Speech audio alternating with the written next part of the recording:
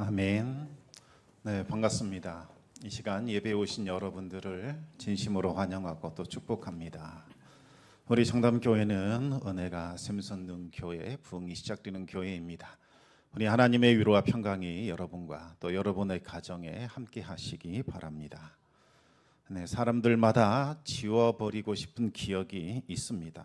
수치스럽고 부끄러운 실수와 실패에 대한 기억이 다들 있습니다. 우리의 인생에 실수와 실패가 없다면 얼마나 좋겠습니까? 하지만 우리는 연약한 존재인지라 완벽할 수가 없습니다. 이번에는 실수하지 말아야지, 더 이상 실패는 없지 다짐하며 애를 써보지만 자기 자신도 모르는 사이에 또다시 실패와 실수를 거듭하게 됩니다. 그런데 여러분, 실패와 실수 그 자체가 문제가 되는 것 같지만 실제로는 실수와 실패의 기억, 그것이 더 큰 문제를 일으킵니다. 실패와 실수의 기억을 잘 처리한다면 또 한층 성장하고 성숙할 수 있는 기회가 되어서 크고 위대한 일을 또 해낼 수도 있습니다. 실수와 실패가 전화위복이 되는 거지요. 하지만 그 기억에 사로잡혀서 트라우마로 남게 된다면 정상적인 생활은 힘들어질 겁니다. 그리고 자신의 인생을 망치게 되지요. 빌 게이츠에 관한 이야기를 좀 들려드리겠습니다. 그가 어렸을 때에는 부모를 정말 힘들게 했다고 합니다. 방 정리 안 하고 저녁 식사 어기는 것, 이것이 다반사였습니다. 또 연필을 질근질근 깨물어서 매일 엄마와 다투었습니다. 그의 누이는 이 빌 게이츠의 성격은 아주 괴팍했다, 이렇게 증언을 했습니다. 다른 날처럼 그는 식탁에 앉아서 엄마와 심한 말다툼을 벌이고 있었습니다. 평소에는 아버지가 가만히 지켜봤는데 이날만큼은 도저히 견딜 수 없었나 봅니다. 컵에 들어있는 찬물을 아들의 얼굴에 끼얹어 버렸습니다. 아이는 깜짝 놀랐고 이 속에서 수치심이 막 끓어오르기 시작을 합니다. 샤워시켜 주셔서 고맙습니다. 문을 닫고는 방에 들어가 버렸습니다. 그리고 그날 이후로 그는 마음의 문까지 닫아버리게 됩니다. 일절 대화하지 않는 아이가 되었지요. 학교에서 돌아오면 밥만 먹고 방에 들어가 버렸습니다. 부모가 얼마나 답답하겠습니까? 걱정이 된 부모는 아들을 데리고 치료 전문가를 찾아가서 상담을 하게 됩니다. 아들이 그 상담사에게 말을 합니다. 저는 고장난 사람 아닙니다. 저는 지금 부모와 전쟁을 하고 있는 중입니다. 상담자는 부모에게 이 사실을 알려주면서 조금만 덜 통제하고 좀 더 많은 자유를 주라고 권면하게 됩니다. 그렇잖아도 아버지는 내심 이 일이 마음에 걸렸는데 그 말을 들으니 이대로 있으면 안 될 것 같았습니다. 곧바로 아들에게 사과를 합니다. 그리고 그날 이후로 어떤 경우에도 나는 아들을 믿어주겠다, 이렇게 다짐하게 됩니다. 아들이 잘 이해되지 않는 그때에도 아들아, 나는 너를 믿는다 말하면서 진심을 다해 믿어주기 시작합니다. 빌 게이츠는 교육 환경이 좋은 비싼 사립학교로 옮기게 되고 또 자신만의 시간을 갖게 됩니다. 그런데 공부를 열심히 할 줄 알았더니 학업에는 아무 관심이 없었고 컴퓨터에만 매달리는 중독 증세를 보이기 시작합니다. 그래도 아버지는 아들을 진심으로 믿어줍니다. 다행히 빌 게이츠는 그 분야에서 두각을 드러냈고 또 하버드 대학에도 입학하게 됩니다. 그런데 느닷없이 사업을 하겠다면서 대학을 그만두고 뉴멕시코주로 떠나게 되지요. 전도 유망한 아들의 장래를 위해서라도 아버지가 막아서는 것이 마땅하지만 아버지는 결심한 대로 끝까지 아들을 믿었습니다. 아들아, 누가 뭐래도 나는 너를 믿는다. 너의 길을 가라. 어떤 아들이 이토록 자신을 믿어주는 아버지를 실망시킬 수 있겠습니까? 자신을 믿어주는 아버지를 실망시키지 않으려고 그렇게 결심을 합니다. 그리고 마이크로소프트를 창립하게 되고 세계적 기업으로 성장시키게 됩니다. 빌 게이츠는 하버드를 중퇴한 지 32년이 되던 2007년에 하버드 대학으로부터 명예 졸업장을 받게 됩니다. 졸업 연설에서 그는 아버지를 언급합니다. 저는 항상 아버지에게 언젠가는 학교에 돌아가서 졸업장을 받을 겁니다, 이렇게 말했습니다. 그 약속 이루려고 30년 이상을 저는 기다렸습니다. 이제 대학 졸업장을 받았습니다. 내년부터는 저는 제 직업을 바꾸려고 합니다. 빌 게이츠는 그 약속대로 세계 최대의 자선재단을 출범시켰고 모든 관리를 아버지에게 맡겼다고 합니다. 빌 게이츠가 이와 같이 조기 은퇴를 하고 재산을 자선 사업에 바치기로 결심한 데에는 어머니의 영향이 컸다고 하지요. 어머니는 하버드 대학 입학 결정이 나던 날 아들에게 말합니다. 너는 단순히 성공한 사람이 되지 말고 많이 베풀며 사는 사람이 되라. 그렇게 말했다는 겁니다. 그리고 아들이 결혼식을 올리기 전에 아들과 며느리에게 편지 한 통을 쓰게 됩니다. 많은 것을 받은 사람에게는 많은 의무가 요구된다. 그런 내용이었습니다. 당시 어머니는 암을 앓고 있었다고 합니다. 아들은 그 어머니의 말씀을 마음 깊이 새겼고 그것을 지키기 위하여 힘써 노력했습니다. 자녀와의 끝없는 말다툼, 자녀의 얼굴에 물잔을 퍼부은 사건은 부모에게나 자녀에게나 기억하기 싫은 끔찍한 악몽과도 같은 기억입니다. 그러나 먼저 부모가 잘못을 인정하고 무조건적으로 자녀를 믿고 신뢰하자 자녀가 변하더라는 거지요. 우리는 좀 자녀가 잘 되고 싶어서 자녀를 윽박지르고 잔소리를 하고 때로는 꾸중하고 때로는 마음에 아픈 말을 하기도 합니다. 그러나 그것으로 사람이 변하는 것은 아니지요. 믿음과 사랑과 신뢰, 이것이 사람을 변화시키는 겁니다. 부모의 믿음과 사랑과 신뢰가 아들을 살리고 고치고 회복시켰던 겁니다. 오늘 본문에 나오는 마가 역시 그와 같은 일을 경험하게 됩니다. 사도행전 13장 13절 14절 말씀, 오늘 본문 말씀을 우리 같이 한번 읽어보겠습니다. 바울과 및 동행하는 사람들이 바보에서 배 타고 밤빌리아에 있는 버가에 이르니 요한은 그들에게서 떠나 예루살렘으로 돌아가고 그들은 버가에서 더 나아가 비시디아 안디옥에 이르러 안식일의 회당에 들어가 앉으니라. 아멘. 13절 보시면 요한이라는 인물이 등장합니다. 요한이 누구일까요? 우리가 잘 알고 있는 마가입니다. 마가의 다락방, 마가복음을 기록한 저자, 바로 그 사람 마가가 요한입니다. 헬라식으로 부를 때는 마가다 이렇게 부르는 거고 유대식으로 부를 때는 요한이다 이렇게 불렀습니다. 그런데 우리에게는 이 요한이라는 이름보다는 마가라는 더 이름이 익숙합니다. 그래서 편의상 마가 요한 이렇게 부르도록 하겠습니다. 마가 요한은 바나바와 바울 선교 여행에 처음부터 동행을 합니다.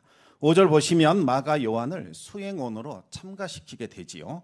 안디옥 교회가 선교사로 이 팀들을 파송시키면서 많은 선교 헌금을 전달해 주게 됩니다.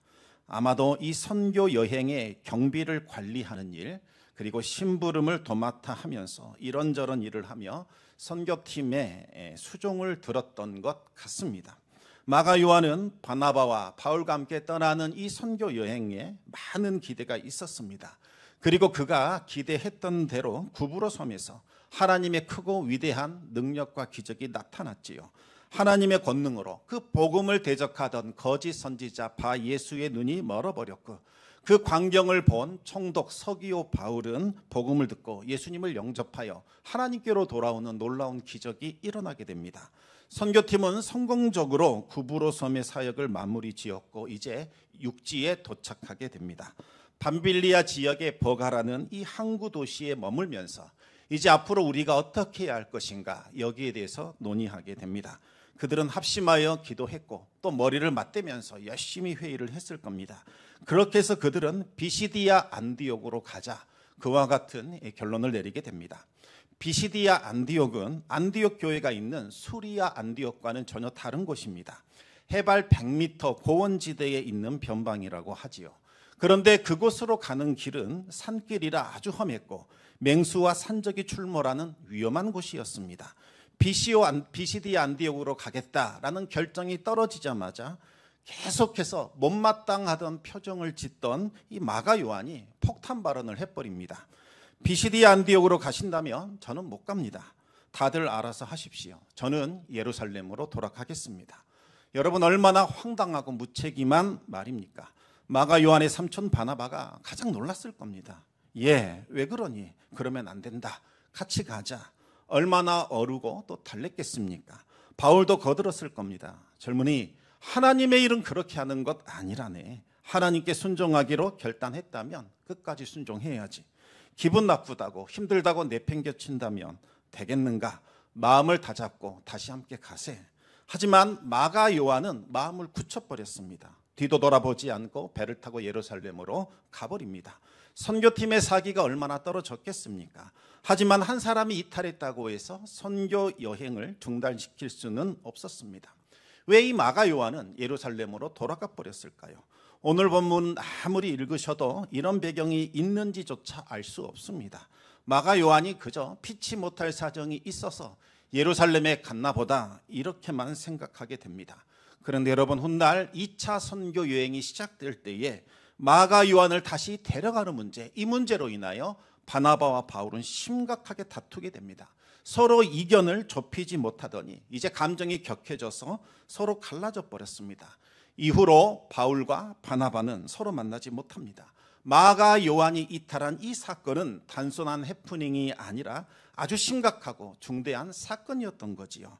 많은 사람들은 왜 마가 요한이 이탈했을까? 나름대로의 이유를 제시합니다.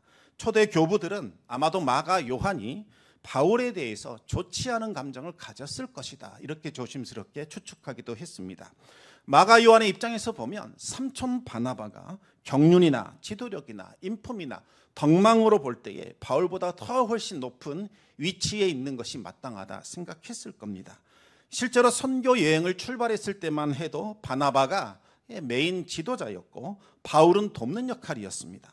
그런데 바울이 거짓 선지자 바 예수를 꾸짖고 책망한 사건 이후로 두각을 드러내며 영향력이 커지기 시작을 합니다. 그러더니 바나바를 제친 것처럼 그렇게 보였을지도 모릅니다.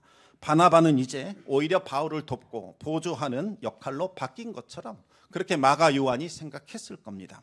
구브로 섬 선교 이전에는 바나바의 이름이 바울보다 먼저 등장을 합니다. 그런데 이 사건 이후로는 바울의 이름이 먼저 등장합니다.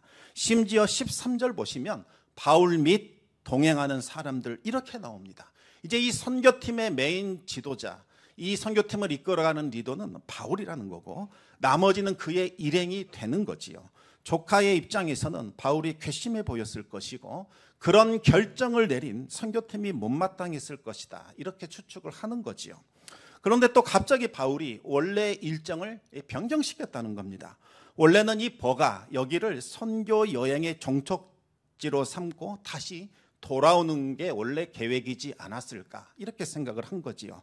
그런데 바울이 기도하더니 즉흥적으로 버가에서 끝내지 맙시다, 산을 넘어 비시디아 안디옥으로 갑시다, 이렇게 했다는 겁니다. 그런데 이 비시디아 안디옥으로 가려면 해발 4,000m나 되는 높은 산맥을 넘어가야 합니다. 그 길은 워낙 험하고 위험한 길이라 예정에 없었던 길이라는 거지요. 그래서 마가 요한이 마음이 틀어져서 돌아왔다는 겁니다. 물론 추측에 불과합니다. 그런데 또 일리는 있습니다. 버가에서 비시디아 안디옥을 다녀오신 분들은 그 길이 마치 200km나 된다, 이렇게 말을 합니다. 해발 평균 1000m 그리고 높은 곳은 4000m나 되는 산맥을 넘어가야 한다고 하지요. 그런데 그 길은 아주 험하고 거칠 뿐만 아니라 맹수들과 산적들이 출몰하는 위험한 지역이라는 겁니다. 바울은 훗날 선교 여행을 자신이 돌아보면서 수차례 죽을 위험을 당했다, 이렇게 회고한 적이 있었습니다. 우리 고린도후서 11장 25절에서 27절까지 말씀을 같이 읽어보겠습니다.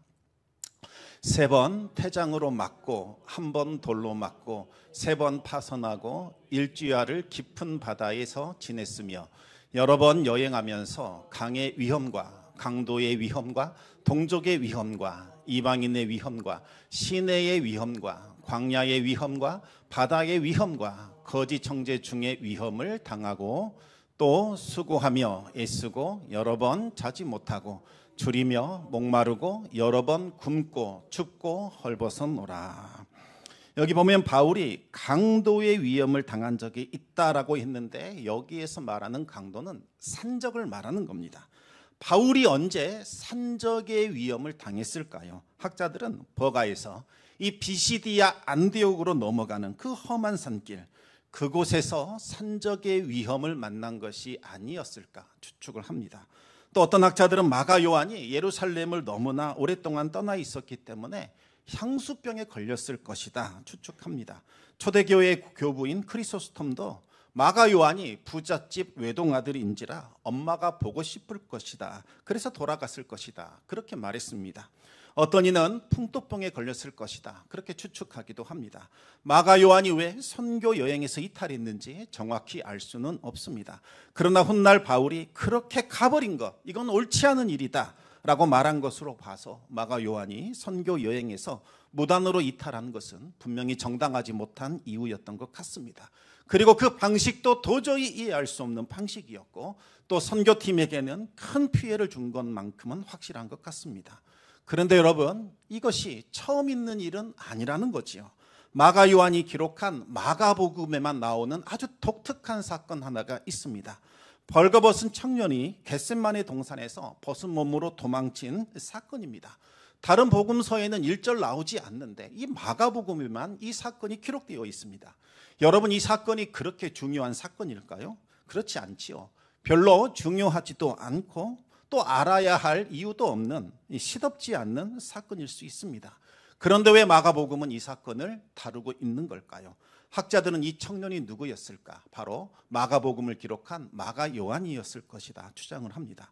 마가 요한은 예수님께서 겟셋마네 동산에서 군병들에게 잡히셨다라는 이 소식을 듣자마자 덮고 자던 호디부를 몸에 두르고 호기롭게 따라 나선 겁니다. 예수님께서 신적인 권능으로 로마 군정들을 물리치지 않을까 하는 기대감이 있었고, 이 놀라운 광경을 보고 싶었던 겁니다.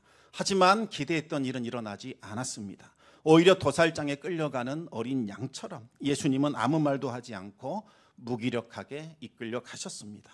누군가가 마가 요한을 붙잡자 자신도 예수님처럼 붙잡힐까 봐 덮고 있던 이불을 팽개치고 벗은 몸으로 도망쳤다는 거지요. 훗날 그는 수치스러웠던 과거를 참회하는 마음으로 그 사건을 기록했을 것이다, 이렇게 생각을 하는 겁니다. 아무튼 마가 요한은 신실한 믿음의 가정에서 자라난 부유한 가정의 외아들이었습니다. 너무나 귀하게 자라서 고생이 뭔지 고난이 뭔지도 경험해 보지 못하고 그저 곱게만 자란 것 같습니다. 칭찬받는 데는 익숙했고 특별 대우받는 것을 좋아했습니다. 그러다 보니 심성이 유약하고 고난을 견디는 인내력이 부족했습니다. 조금만 힘들어도 쉽게 포기하는 변덕스러움이 있었던 것 같습니다. 바울과 바나바는 마가 요한 때문에 낙심하긴 했지만 하나님의 은혜로 1차 선교 여행을 잘 마치게 됩니다. 그리고 두 사람은 예루살렘 총회에 참석을 해서 사도들과 여러 교회들의 대표 앞에서 선교 결과를 보고하게 됩니다. 이방인들이 십자가 복음을 듣고 예수 그리스도를 영접하고 하나님께 돌아왔다라는 보고는 기대 이상의 흥분과 기쁨을 가져다 주게 됩니다. 듣는 사람들마다 하나님께 영광을 돌렸고 바울과 바나바를 칭찬하게 됩니다. 그리고 예루살렘 총회는 선교 역사상 아주 중요한 결의를 하게 됩니다. 이제부터 율법이나 할례는 구원의 조건이 아니다. 오직 예수님을 믿는 믿음으로만 구원받는다. 이방인들에게 할례와 율법을 강요하지 말자, 명확하게 선언을 하게 됩니다. 이로써 이방인 선교가 탄력을 받게 되지요. 그동안 유대교의 충실한 성도들이 이 율법과 할례를 고수한 탓에 이방인 선교가 많은 어려움이 있었습니다. 그런데 더 이상 할례와 율법을 강요하지 말자 했으니 이제 장애물이 제거된 거지요. 선교가 급속도로 진행될 수 있었습니다. 이 자리에 마가 요한이 참석해 있었을 겁니다. 마가 요한은 왜 내가 그때 그토록 어리석은 결정을 했을까? 왜 그때 견디지 못하고 뛰쳐나가서 하나님의 위대한 역사가 나타나는 그 현장을 내가 경험하지 못했을까? 자신의 행동을 두고두고 후회하며 자책했을 겁니다. 나에게 다시 한번 기회가 주어진다면 내 생명 바쳐서라도 최선을 다하겠다, 그렇게 다짐했을 겁니다. 그런데 삼촌 바나바로부터 1차 선교 여행 때 개척했던 교회들 과연 어떻게 지내는지 우리 살펴보자. 그리고 이번 예루살렘 총회가 결의했던 내용을 그들에게 알려주자. 그래서 2차 선교 여행을 계획한다, 이런 이야기를 듣게 됩니다. 마가 요한은 지난번의 실패와 실수와 수치를 씻어낼 수 있는 절호의 기회라고 생각을 하게 되겠지요. 마가 요한은 이번에는 정말 실망시키지 않겠습니다. 열심히 할 테니 저 좀 데려가 주십시오. 바나바에게 간곡히 부탁했을 겁니다. 바나바는 바울에게 마가 요한을 데려가자, 이렇게 요청을 했겠지요. 지난번에는 이 아이가 어려서 너무나 미성숙해서 실수했지만 정말 반성한 것 같다. 이번에는 다를 것이다. 데려가자. 그렇게 말을 합니다. 선교가 무엇이냐? 결국 사람 살리는 것 아니냐? 우리 청년에게 다시 한번 기회 주자. 이렇게 말했을 겁니다. 그러나 바울은 이 마가 요한을 신뢰할 수가 없었습니다. 더 이상 마음의 문이 열리지 않았던 거지요. 단칼에 거절해 버립니다. 선교 사역에 걸림돌이 될 뿐이지 이 친구 아무 유익이 안 된다는 겁니다. 이 일에 대해서는 우리 그만 말합시다. 우리는 지금 하나님의 일 선교하고 있는 거지요. 하나님의 일을 먼저 생각합시다. 왜 개인적인 감정에 매여서 일을 망치려고 하십니까? 절대로 마가를 데려갈 수 없습니다. 한 번도 화내본 적 없는 바나바가 분을 내면서까지 바울과 다투게 되고 두 사람은 서로 갈라지기로 합니다. 바나바는 마가 요한을 데리고 먼저 선교지로 떠나버렸고 바울은 실라를 데리고 또 선교 여행을 떠나게 됩니다. 한마음 한뜻이 되어서 모든 교회와 성도들에게 큰 모범이 되고 귀감이 되었던 두 사람은 이로써 나뉘고 분열이 되어버렸습니다. 여러분, 교회가 얼마나 또 말이 많고 소문도 빠릅니까? 온 교회에 이 소문이 퍼졌을 겁니다. 마가 요한 저 천덕꾸러기 때문에 많은 사람들이 정말 피해를 본다, 그를 비난했을 겁니다. 마가 요한 때문에 바나바의 명예와 인품과 명예도 그리고 손상을 받았을 겁니다. 바울도 좋지 않은 평가를 받았겠지요. 참 은혜도 모르는 사람, 고집불통, 오로지 일밖에 모르는 일 중독자, 이런 평가를 받았을지도 모릅니다. 이렇게 끝나버렸다면 마가 요한은 일평생 낙오자, 실패자로 살았을 겁니다. 그러나 마가 요한은 완전히 달라지게 됩니다. 모든 성도들과 교회로부터 큰 인정을 받는 지도자로 성장하게 되지요. 훗날 바울은 마가 요한을 진심으로 인정하고 의지하고 사랑했습니다. 바울이 복음을 전하다가 옥에 갇혔을 때에 동역자다라고 자처했던 사람들 다 떠나버렸습니다. 그러나 마가 요한은 옥에 갇힌 바울을 찾아와 함께 지내며 살뜰히 보살폈고 바울의 사역을 돕습니다. 바울은 그런 마가 요한을 나의 동역자다라고 인정해 줍니다. 그리고 바울이 이제 늙고 병들어 로마의 악명 높은 마메틴 지하 감옥에 갇혀서 죽음을 기다리고 있었을 때에 바울은 디모데에게 편지를 보내서 이 마가 요한을 데려오라 이렇게 부탁을 합니다. 죽기 전에 마지막으로 보고 싶은 사람, 그 사람이 바로 마가 요한이었던 겁니다. 절대로 함께할 수 없는 사람, 이 사람이 이제는 가장 유익한 사람, 죽기 전에 마지막으로 보고 싶은 사람으로 변화되었던 거지요. 바울만이 아닙니다. 베드로 역시 마가 요한을 사랑하고 아꼈습니다. 마가 요한은 베드로의 수종을 들면서 통역하는 일을 했다고 합니다. 베드로는 마가 요한을 나의 영적인 아들이다 이렇게 인정하고 그렇게 삼았습니다. 마가 요한은 자신이 알고 있는 예수님에 관한 이야기, 그리고 수제자 베드로부터 들었던 예수님에 관한 이야기를 기록하게 되었는데 그것이 바로 최초의 복음서로 알려진 마가 복음입니다. 그리고 마가는 이 알렉산드리아로 가서 복음을 전하고 교회를 세우고 그곳에서 순교하게 됩니다. 어떻게 실패자가 이토록 하나님의 위대한 사람으로 변화될 수 있었을까요? 여기에는 두 사람의 영향이 절대적이었습니다. 첫 번째는 바나바입니다. 마가 요한이 사람들의 손가락질을 받았을 때에, 실패자라는 비난을 받았을 때에도 바나바는 여전히 그를 믿어줬고 끝까지 함께 했습니다. 바나바의 무조건적인 사랑, 무한한 신뢰가 한 젊은이가 나락으로 떨어지는 것을 붙잡아 줄 수 있었고 실패자, 패배자, 낙오자가 되는 것을 방지할 수 있었던 겁니다. 두 번째는 베드로입니다. 바나바는 마가 요한을 데리고 다시 구브로 섬으로 들어가 그곳을 선교하게 됩니다. 그리고 얼마 지나지 않아 바나바는 그곳에서 순교하게 되지요. 삼촌 바나바를 잃어버린 마가 요한은 낙심한 채로 예루살렘으로 돌아오게 됩니다. 마가 요한은 더 이상 갈 곳 없는 초라한 신세가 되었고 모든 것이 다 자신의 탓인 것 같아 깊은 자책감과 절망감에 빠져 있었습니다. 그런 마가 요한을 베드로가 따뜻하게 맞아준 거지요. 여러분, 베드로는 어떤 사람입니까? 그도 역시 실패자였고 예수님을 3번이나 부인했던 배신자 중에 배신자였습니다. 그러나 베드로는 예수님의 사랑, 은혜, 그 신뢰로 다시 일어설 수 있었고 초대교회의 반석과 기둥이 되었습니다. 베드로는 그 누구보다도 실패와 패배의 아픔을 잘 알고 있었던 사람입니다. 베드로는 이 마가 요한을 데리고 함께 사역을 하게 되지요. 마가 요한이 자꾸 과거의 부끄러운 기억들, 수치스러운 일들이 떠올라 괴로워하고 풀이 죽어 있었을 때마다 베드로는 위대한 사도들이라 일컫는 저분들이 과거에 어떠했는지를 알려줬을 겁니다. 우리가 얼마나 문제투성이었는지, 얼마나 예수님을 실망시키고 괴롭게 했는지 그에게 자세히 알려줬을 겁니다. 그래서인지 마가복음을 보시면 위대한 사도들이 저질렀던 수많은 실수와 실패한 가란 기록들이 남아 있습니다. 베드로는 틈이 날 때마다 마가 요한에게 그 이야기들을 들려줬을 겁니다. 얘야, 네가 했던 실수는 우리가 예수님께 한 것에 비하면 아무것도 아니란다. 힘내라. 주님이 너와 함께 하신다. 빈말이 아니죠. 제자들은 마지막까지도 주님을 실망시켰습니다. 군인들이 예수님을 체포했을 때 다 도망쳐 버렸고, 예수님께서 십자가에 못 박혔을 때 다들 숨고 문을 닫아버렸습니다. 예수님이 부활하신 후에도 여전히 불신앙과 의심에 사로잡혀 부활을 믿지 못했습니다. 그러나 예수님은 그 모든 것을 다 덮어주셨고 끝까지 품어주셨습니다. 예수님을 3번이나 부인했던 베드로를 찾아가셨고 네가 나를 사랑하느냐고 3번이나 물으셔서 그를 용서하시고 회복시켜 주셨습니다. 예수님은 제자들의 그 잘못과 실수와 수치와 부끄러움을 다 덮어주셨고 그들을 용납해 주셨고 끝까지 사랑해 주셨던 거지요.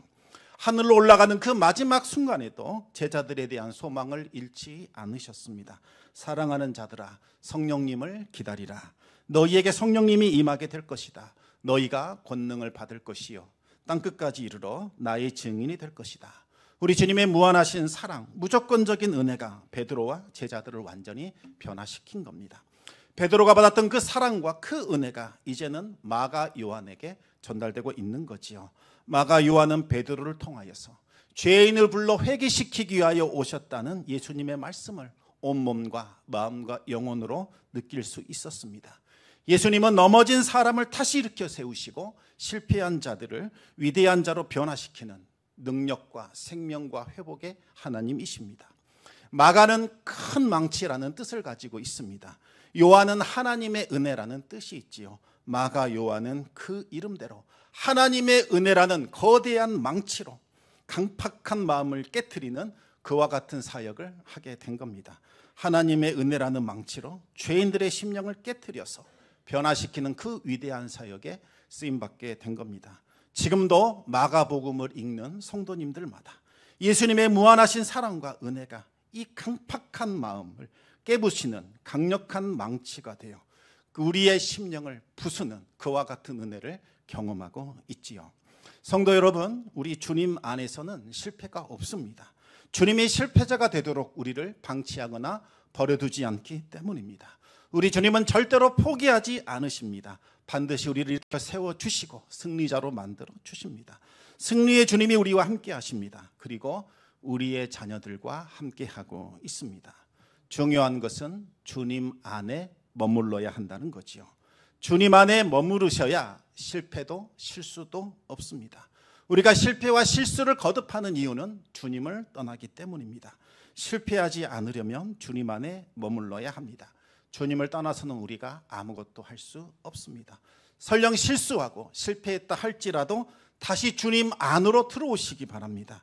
우리의 실수와 실패를 주님께로 가져가시기 바랍니다. 그러면 주님은 그것을 하나님의 영광을 드러내는 재료로 만들어 주실 겁니다. 주님은 우리의 실수와 실패와 오점과 수치까지도 합력하여 하나님의 영광을 드러내고 하나님의 선을 이루는 데 사용하십니다. 성도 여러분, 포기하지 마시기 바랍니다. 주님이 포기하지 않으셨는데 왜 우리가 먼저 포기합니까? 우리 자녀들에 대한 기대와 소망 버리지 마시기 바랍니다. 하나님이 붙들고 계시는데 왜 우리가 먼저 내려놔야겠습니까? 주님의 십자가 사랑을 믿고 의지하시기 바랍니다. 십자가는 죽음을 생명으로, 저주를 축복으로, 실패를 성공으로, 지옥을 천국으로 바꾸는 하나님의 지혜요, 권능이요, 능력이요, 생명입니다. 끝까지 우리 주님 믿고 의지하고 따르시기 바랍니다. 그리고 주님이 주시는 십자가 사랑으로 이제 우리에게 주어진 모든 사람들을 끝까지 사랑하고 믿어주고 신뢰하시기 바랍니다. 그러면 먼저 우리 자신이 살아납니다. 그리고 우리 가정이 살아나고 우리 공동체가 살아나는 큰 기적을 보게 될 겁니다. 하나님의 은혜가 함께 하시기를 우리 주님의 이름으로 축원합니다.